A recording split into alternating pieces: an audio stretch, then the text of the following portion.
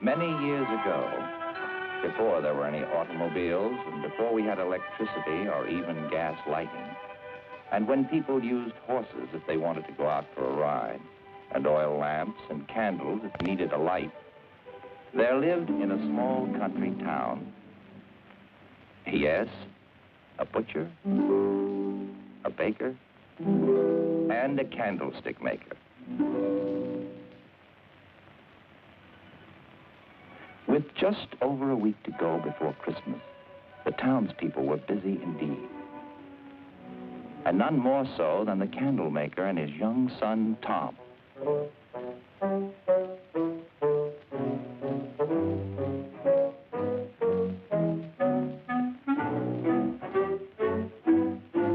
For in those days, quite small boys were expected to behave like grown men.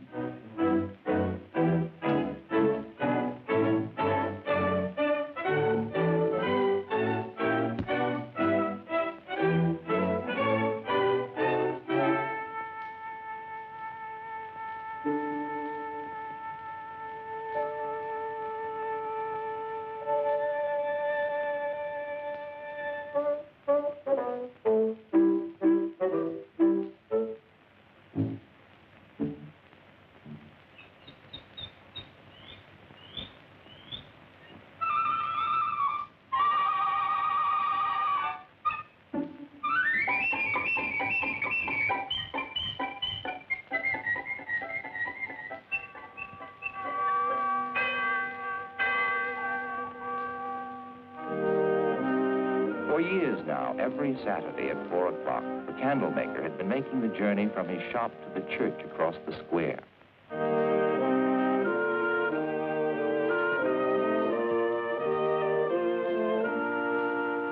Because God had been so good to him and blessed his home and his work, he showed his gratitude by giving his finest candles to shine upon the altar as an offering to God.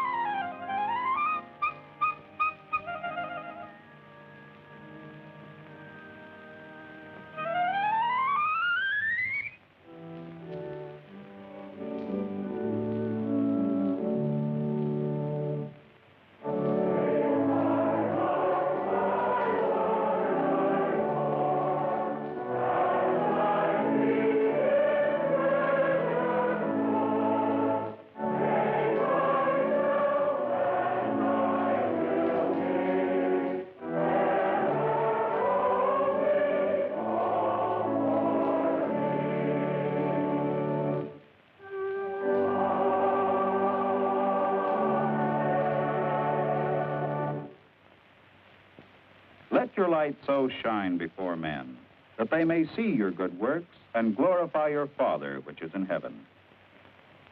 Whenever I read these words of Jesus, I think of one of our own people, our friend the candlemaker. Like a good steward, shows his love for God by giving his most beautiful candles to light the cross upon our altar. I pray that all of us will always give in this same spirit, to show our love for the Father, who blessed us with a Christ child. The family was up early next morning, for a busy week lay ahead. The candlemaker had to deliver quantities of Christmas candles of all shapes and sizes to the outlying farms and villages. Hurry up, son. Coming, Father. Now. I'm not going away forever. I'll be back on Christmas Eve, in time for service. Look after your mother, son. And there are plenty of candles to be made. Don't worry, Father. Don't forget, this week, I'm leaving you to make the second altar candle. I have made only one. And remember, both must be taken over to church by 4 o'clock Saturday. Yes, Father. Goodbye now.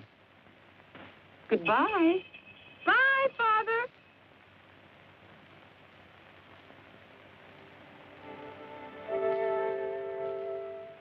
With his father away and his mother extra busy getting ready for Christmas, young Tom was in charge of the workshop, with the task of turning out many candles a day. And then there was the altar candle for the Christmas Eve service on Saturday.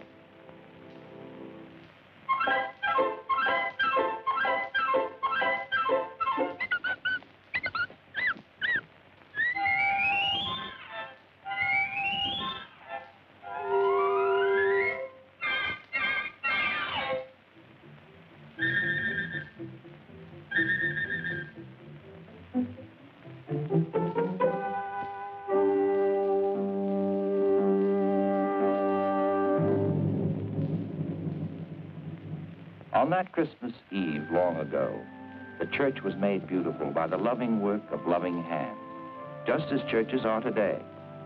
Then, as now, there was a manger where boys and girls would bring the white Christmas offering for the children's home.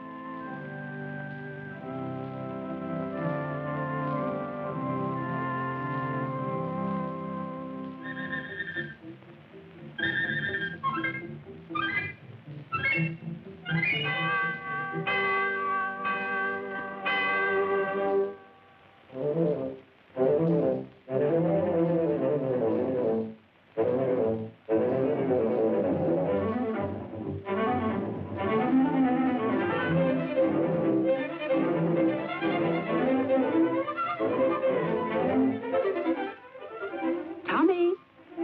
Tom. Better get washed up for supper. Your father will be home soon. Tommy, you forgot.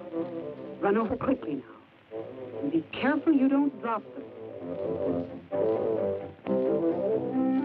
I'm sorry I was late for the candles, Pastor. Never mind. You did do it. And just in time, too. Look who's coming.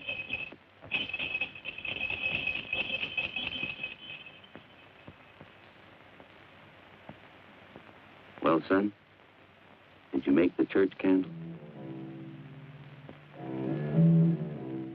Yes, Father.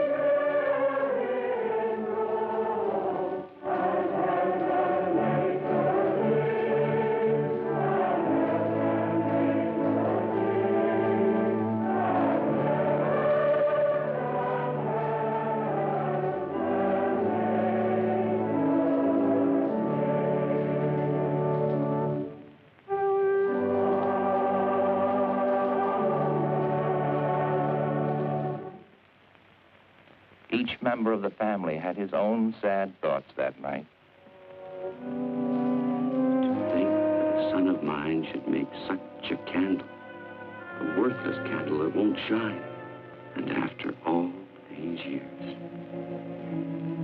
Young Tom knew what his parents were thinking, that he had failed them, and that he had failed God.